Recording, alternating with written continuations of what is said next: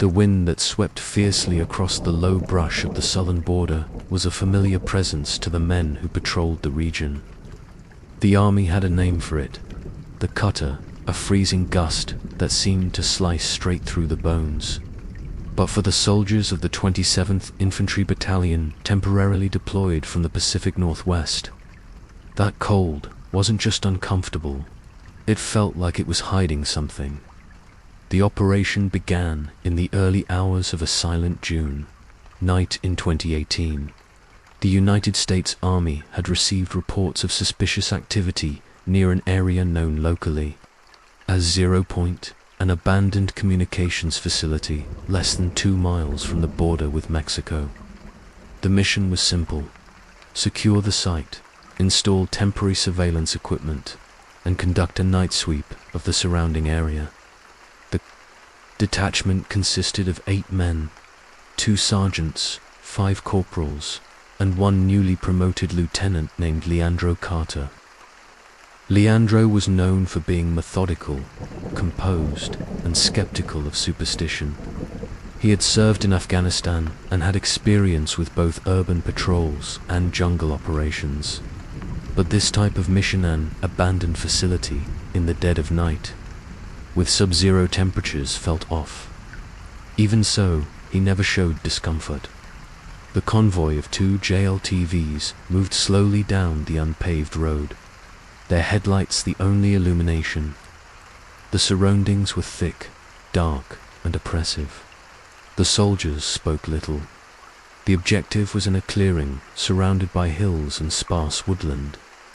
0 Point had been built in the 1980s, but was shut down in the early 2000s after a communications restructuring. Since then, the place had been vandalized, sometimes used as shelter by drifters or animals. They arrived at approximately 2:17 a.m. Engines were cut. Silence, no cicadas, no wind, nothing. The men looked at one another. It was as if the cutter itself had stopped blowing. Sergeant Barnes, the most experienced of the group, was the first to speak. "Let's make it quick. I don't like this kind of place." They set up camp next to the old power station building, a concrete block with shattered windows and a persistent smell of mold. Some corporals set up signal lights. Others began installing motion sensors. But Leandro couldn't shake his unease. His eyes kept drifting toward the left ridge, where a long-forgotten trail disappeared into the trees. That's when it started. First, a faint sound from deep in the woods. A sound he later struggled to describe, something between a whistle and a breath. A whimper, a call he didn't know. The lieutenant looked around. No one else seemed to hear it. Lieutenant Leandro stood silently for a few seconds, staring into the direction of the sound. The forest was utterly still, as if it were waiting for something. He shook his head, trying to push the feeling away. Maybe it was just the wind or his mind, worn down by exhaustion. It wasn't unusual for soldiers during long operations or sleep-deprived missions to experience minor auditory hallucinations. But something was off. He felt the sound, as if it vibrated through the air, even though it was nearly inaudible. Returned to the command shelter and said nothing. He just stayed alert, watching every shadow in the dark underbrush. The other soldiers continued their tasks, unfazed. Corporal Tavares was setting up motion sensors. Sergeant Barnes was making contact with HQ via portable radio, and the rest were pitching auxiliary tents. That's when the radio began to crackle. Nobody was touching it. The sound came through clean. For a few seconds, a low, muffled signal, like a transmission interrupted by heavy static. Then silence. Barnes, seasoned and calm, stepped up to the radio. "Must be interference," he said, trying to cover the slight tremble in his voice. But Leandro knew that radio It ran on an encrypted military frequency with extremely limited external interference. That wasn't normal. At 3:42 a.m., the first strange report came in from Corporal Moore, who was patrolling the eastern perimeter. He returned to the outpost, looking almost panicked. He said he'd seen a figure between the trees door, thin, completely still, like it was watching. But when he pointed his flashlight at the spot, there was nothing. No animal, no footprints, no rustling, no sounds of retreat. The lieutenant listened carefully, but avoided alarming the others. Moore fell silent after that, but he never looked away from the woods again. Around 4:10 a.m., the sound returned, this time clearer. A long murmur, almost like a drawn-out whisper, coming from the hill on the left. Leandro was alone behind the old power station, taking a piss. The sound froze him in place. This wasn't imagined. More than hearing it, he felt it. A vibration in the air, almost organic, as if it were coming from inside the ground itself. The most terrifying part, no one else could hear it. He returned to the central post and casually asked if anyone had noticed anything odd sounds, interference, anything at all. Everyone said no. Some even laughed. One of the soldiers joked he'd been watching too many of those mystery and war series. Leandro didn't respond. He just stayed quiet and decided to wait. And it was during the final patrol of the night that everything changed. At 5:12 a.m., the sky began to take on a pale shade of blue. Dawn over the southern borderlands always brought a false sense of calm, as if the forest itself was trying to hide what had happened during the night. Lieutenant Leandro set out for the final patrol. He hadn't slept a single minute. He was tired but alert. He insisted on going alone. Claimed it would just be a quick check on the motion sensors positioned along the secondary trails. Sergeant Barnes hesitated but eventually agreed. Leandro walked off with a flashlight in hand, his rifle slung to his chest, and the radio turned to minimum volume. The underbrush was damp, the ground layered in leaves and thick roots. The trail he chose passed near the hill where, hours before, he'd heard that whisper the sound no one else had heard. Slow, controlled steps. Every noise around him was processed. A wild rooster crowed somewhere in the distance. A bat flitted past. The radio gave a faint crackle. Everything seemed normal, until the sound returned. Clearer now, a long, guttural moan, like air being dragged forcibly from a waterlogged lung. Leandro froze. It wasn't a human sound, but it wasn't from an animal either. And that's when he realized the sound was behind him.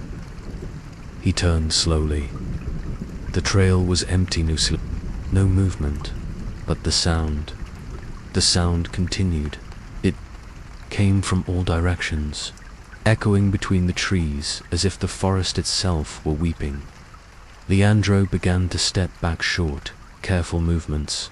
The radio crackled again. A burst of static, then what sounded like breathing, bass. This is Leandro. Possible unusual interference in the eastern sector. Requesting the radio cut off. Silence, then something crossed his vision. Fast, dark, tall, as if someone nor something had.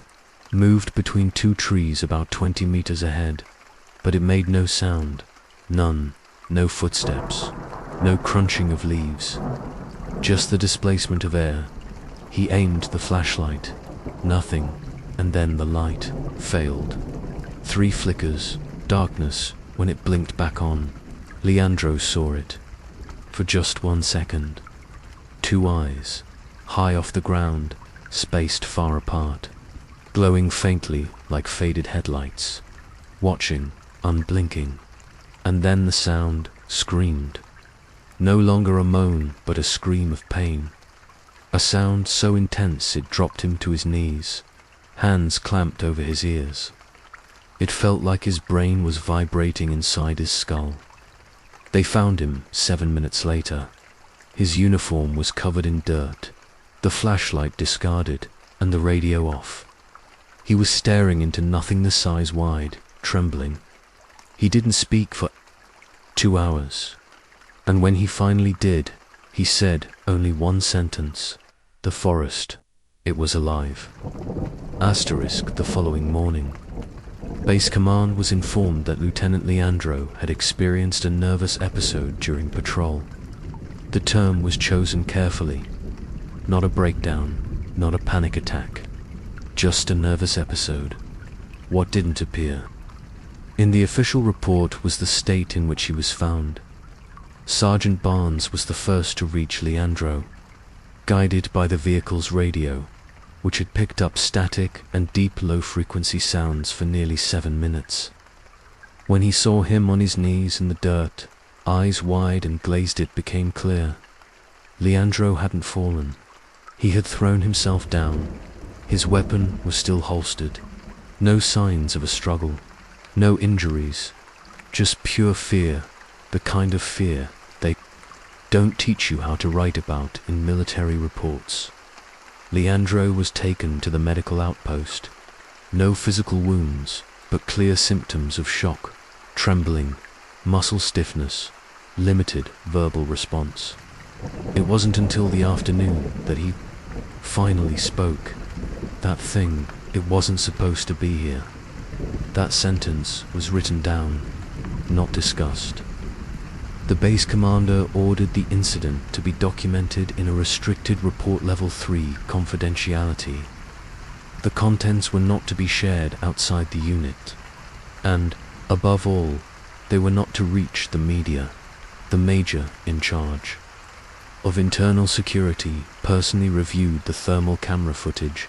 That night, all sensors from the eastern ridge experienced a 38-second blackout precisely during the time Leandro claimed to have seen the eyes.